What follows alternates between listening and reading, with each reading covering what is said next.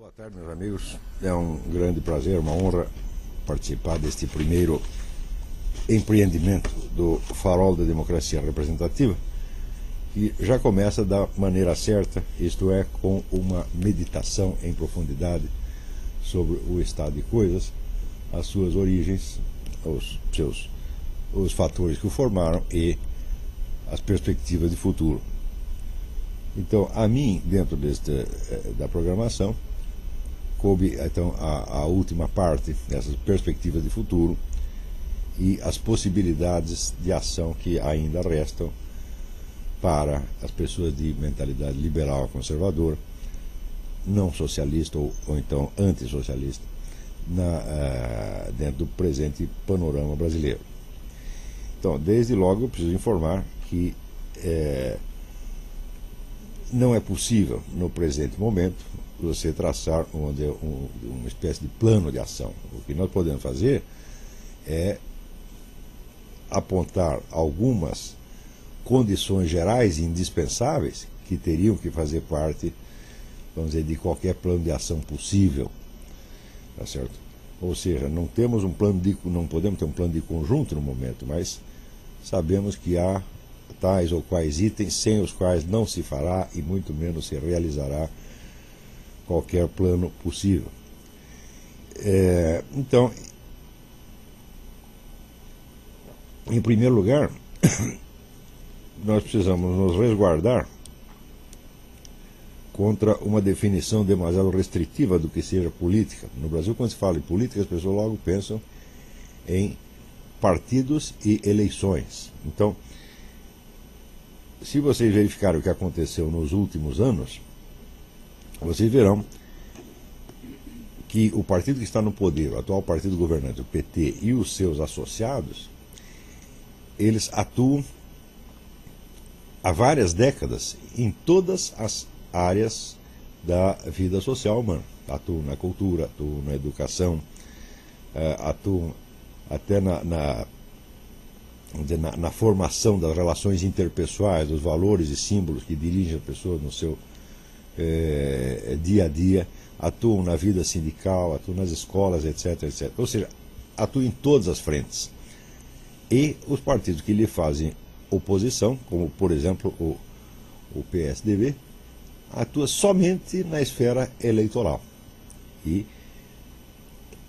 ao lado dessa diferença, vamos dizer, enorme, monstruosa diferença das esferas de ação, existe também o fato de que o PT atua permanentemente e o PSDB só se mobiliza ou para a vida parlamentar habitual, para as ocupações habituais da vida parlamentar, ou nas épocas de eleição. Então, entre uma força, tá certo, que é geral, onipresente e permanente, e outra força, que é específica, tá certo, local e intermitente, não precisa dizer qual das duas que vai ganhar. Então, é preciso entender aqui a política no seu sentido mais amplo. Quer dizer, a política diz respeito, é tudo aquilo que diz respeito à natureza, à conquista e ao exercício do poder. Não, poder não quer dizer cargo, também é esse o problema. Quando, vamos dizer, os líderes petistas, quando eles ouvem falar em poder, eles entendem o poder no seu sentido mais amplo. Por quê? Tendo a formação marxista, eles sabem perfeitamente que, vamos dizer, as instituições, as eleições, as leis são apenas uma casca da vida social, mas que existe uma dimensão mais profunda e que o poder que interessa está nessa dimensão mais profunda e não nos cargos nominais. Ao passo que o outro lado acredita na realidade dos cargos nominais. Vocês viram que em 1994, por exemplo, quer dizer, 4 anos depois da fundação do Foro de São Paulo, o Fidel Castro, que é o inspirador, mentor da coisa, ele já dizia o seguinte: olha, eleger o Lula presidente da República não tem importância nenhuma. O que importa é consolidar o Foro de São Paulo. Você vê, naquele momento, ninguém fora da esquerda conhecia o Foro de São Paulo. Era uma entidade praticamente clandestina.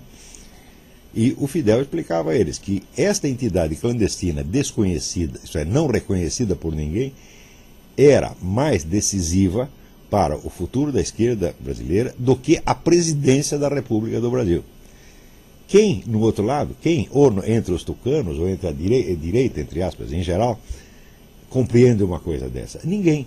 Todo mundo só pensa, vamos dizer, em cargos, na conquista, vamos dizer, na luta partidária, na luta eleitoral e na conquista de cargos, e ninguém pensa na conquista do poder. O poder é a capacidade de ação sobre o conjunto da sociedade. Tá certo? E se é para entrar, vamos dizer, num confronto com esse esquema petista, é isto que nós temos que disputar a ele: o poder de ação sobre o conjunto da sociedade brasileira, e não o poder, vamos dizer, num sentido apenas nominal e formal e administrativo da coisa. Em segundo lugar, é preciso ver que o partido governante, o PT, ele jamais teve como objetivo apenas conquistar alguns postos eleitorais e exercê-los em rodízio democrático com a oposição. Quer dizer, como se estivéssemos na Inglaterra. Os trabalhistas ficam um tempo no poder, depois perdem a eleição, sobe os conservadores, depois caem os conservadores, sobe os trabalhistas, ou aqui nos Estados Unidos, sobem os republicanos, caem os democratas, sobem os democratas, caem os republicanos. O PT jamais pensou isto. E nem por um único instante ele admitiu a hipótese do rodízio. Quando o PT diz que quer democracia, é a democracia dele. Quer dizer, ele sobe ao poder, ele remolda o Estado, a sua imagem e semelhança, exatamente como está fazendo. Quer dizer, ele engole o Estado na sua totalidade, tá certo? E ele cria uma espécie de democracia interna, onde os seus membros e os seus parceiros podem discutir democraticamente. Quer dizer, a democracia é a democracia deles apenas. Então, o PT jamais admitiu ser parte de um conjunto, ser parte de uma estrutura do Estado Democrático. Ao contrário, ele é a estrutura, e essa estrutura, vamos dizer, engloba e absorve a do Estado Democrático, remoldando-a de acordo com os seus próprios critérios. Ora, para combater um partido desse, só se você fizer a mesma coisa. Quer dizer, você vai ter que ter uma outra concepção abrangente, tá certo? Que desbanque a deles e tome o seu lugar. Então aí surge o problema, vou dizer, de qual é exatamente a amplitude dos planos do PT.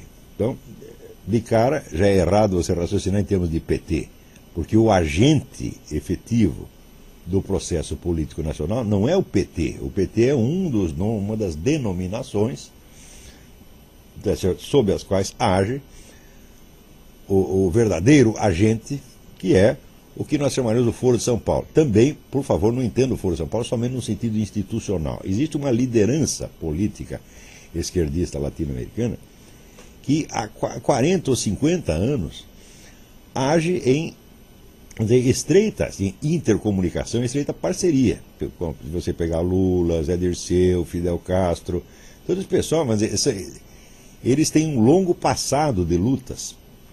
E este núcleo de líderes comporta, eu acredito, com umas 20 ou 30 pessoas no máximo.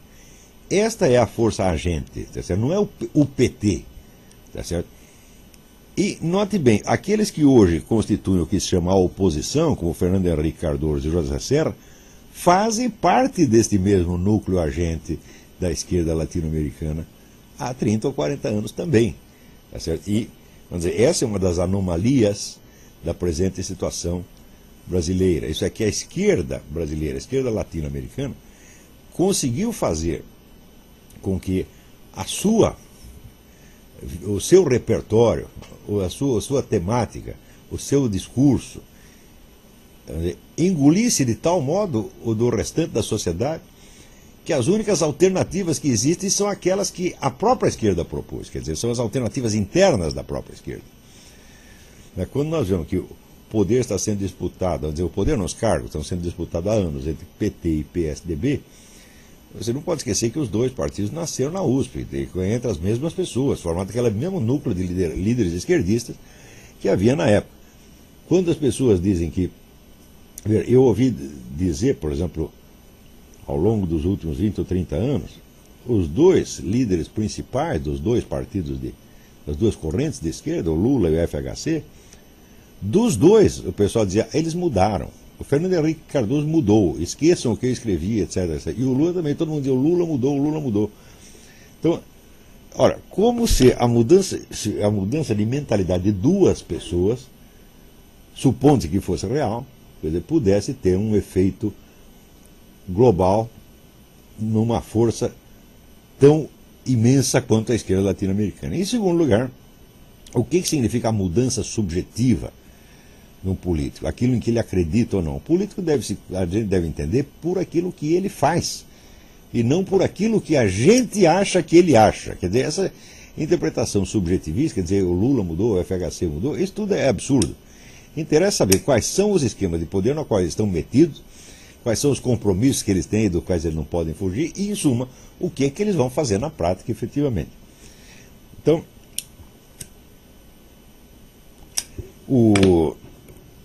também, quando se pensa na ideia de um plano de ação, de um esquema de ação, nós temos que perguntar contra que nós estamos lutando. Nós estamos lutando contra o que nós podemos chamar a esquerda revolucionária latino-americana, a qual é parte integrante da esquerda revolucionária mundial, a qual, por sua vez, é parte de um negócio chamado Movimento Revolucionário Mundial, que é uma coisa que tem já uma história de 5 séculos. Uma história que é contínua. Você não pode esquecer que o movimento revolucionário, o esquerdismo, é a força política mais antiga que existe atualmente. Mais antiga e com vários séculos de existência contínua e autoconsciente. Quer dizer, mais ou menos desde o século XIV, XV, existe um movimento permanente que assume várias identidades políticas e culturais diferentes, mas que tem uma unidade, e essa unidade é perceptível, quer dizer, documentalmente, no fato de que cada geração de revolucionários se reporta à anterior, quer dizer, ela se entende como herdeira e continuadora e como crítica da geração anterior. Ou seja, a cada nova geração aparece, vamos dizer, um reexame dos feitos revolucionários e das ideias revolucionárias, e esse reexame, então, que às vezes é feito de uma maneira bastante severamente crítica, mas sempre com admiração e com reverência, deste movimento crítico, então, surgem novas propostas revolucionárias, supostamente mais perfeitas do que a anterior, e destinadas a aproximar, então, a humanidade, vamos dizer, das metas supremas do movimento revolucionário. Quer dizer que se você não compreende a unidade do movimento revolucionário, você não sabe o que é a esquerda latino-americana, porque esta esquerda, ela sabe do que ela é herdeira.